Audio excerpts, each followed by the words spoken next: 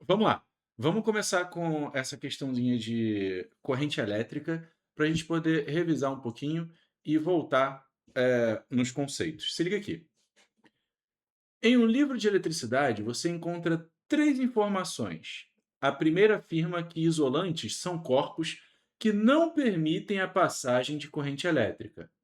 A segunda afirma que o ar é isolante. E a terceira afirma que, em média, um raio se constitui de uma descarga elétrica correspondente a uma corrente de 10.000 amperes que atravessa o ar e desloca da nuvem à Terra cerca de 20 coulombs. Pode-se concluir que essas três informações são a primeira coisa que ele quer dizer ali, ó, coerentes ou conflitantes. Vamos identificar o que ela é. Mas primeiro vamos identificar quais são as três afirmações. Ó, a primeira afirma que isolantes são corpos que não permitem a passagem de corrente elétrica. Essa daqui é a primeira. A segunda afirma que o ar é isolante. Então, pegando a primeira junto com a segunda, ela está dizendo que o ar não permite passagem de corrente elétrica, juntando a primeira com a segunda. E agora olha a terceira. A terceira afirma que, em média, um raio se constitui de uma descarga elétrica correspondente a 10.000 amperes. Então ele está falando para a gente que, olha, se eu tiver lá uma nuvenzinha e eu tenho o meu chãozinho, o raio que vem da nuvem para o chão, ele é uma corrente elétrica. E a gente já viu que corrente elétrica é igual a carga sobre tempo. Então ele está dizendo que eu tenho carga elétrica vindo do céu para o chão através do ar. Aí você pensa, as duas primeiras informações disseram que o ar é isolante e que não passa carga elétrica. E a terceira fala que o raio é passagem de carga elétrica pelo ar. Então ele já está colocando aqui para gente que elas não são coerentes, elas são conflitantes. Elas vão conflitar. Pô, beleza. Aí vamos lá. E que o intervalo de tempo médio de uma descarga é de 0,002, intervalo de tempo de médio de uma descarga é de 2, e que não é possível avaliar o intervalo de tempo médio de uma descarga elétrica. Então, a segunda parte está falando para a gente sobre o intervalo de tempo que essa corrente demora. Mas primeiro vamos olhar para essa primeira afirmação, né? E entender, elas são conflitantes, mas qual que está certa? O ar é ou não é isolante? E isso daí depende. É, os materiais isolantes, você pode entendê-los como isolantes até certo ponto. O que vai criar uma corrente em um material isolante? Uma diferença de potencial muito grande. Se eu tiver uma diferença de potencial pequena, o ar ele é isolante, não passa. A borracha, ela também é isolante.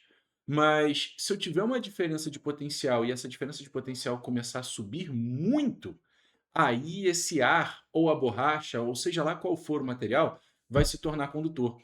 Eu não sei se você já viu, mas existem algumas mesas que elas têm um entalhe muito bonito, né? Tem as mesas de madeira. A madeira é isolante elétrica, não passa corrente elétrica nela até certo ponto. Mas o que que os camaradas fazem? Eles colocam um eletrodo de um lado e um eletrodo do outro na superfície da mesa. Isso faz com que eu passe corrente elétrica aqui pela mesa se a diferença de potencial entre esses eletrodos for muito grande. Eles botam tipo 10.000 volts ou 50.000 volts.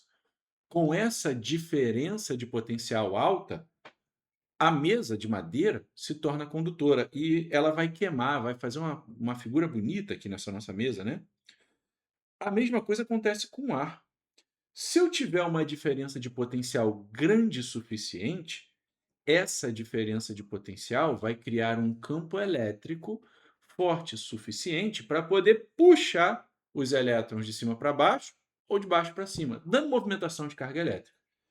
Então, elas são conflitantes? São, porque como que eu poderia acertar esse negócio aqui? Olha a primeira. A primeira afirma que isolantes são corpos que não permitem a passagem de carga elétrica. Aí, eu colocaria, para poder deixar essa afirmativa correta, eu colocaria assim: corpos isolantes são corpos que dependem de uma alta diferença de potencial para permitir a passagem de corrente elétrica. Aí essa afirmativa ficaria correta, beleza? Mas não é isso que ele está pedindo para a gente. O que ele está pedindo agora é o tempo que essa corrente demora para passar. E aqui, cara, ele já dá a primeira pista para a gente. Olha só, ele falou que essa corrente é uma corrente de 10.000 amperes. Pô, beleza. Se essa corrente é uma corrente de 10.000 amperes, eu vou usar a minha equação aqui, ó, da corrente elétrica. E eu vou pegar essa equaçãozinha aqui, opa, vou pegar só a equaçãozinha e vou trazer ela para cá, porque eu vou começar a aplicar. Olha só, a minha corrente de 10.000 amperes é igual. Aí ele fala aqui, ó, que a carga que atravessa é de 20 coulombs. Então, o meu ΔQ, a carga, vai ser de 20 coulombs sobre um intervalo de tempo. Pô, beleza. Aí aqui a gente vai trocar esses caras de lado. ΔT igual a 20 sobre 10.000. Corta esse com esse. Vai ficar 10 a menos 3, né? 0,002 segundos. Que é esse feio. 0,02 segundos, que é o tempo para essa carga atravessar esse caminho que ele está falando aí.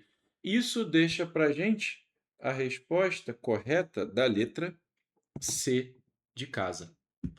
Deu para poder entender essa daqui?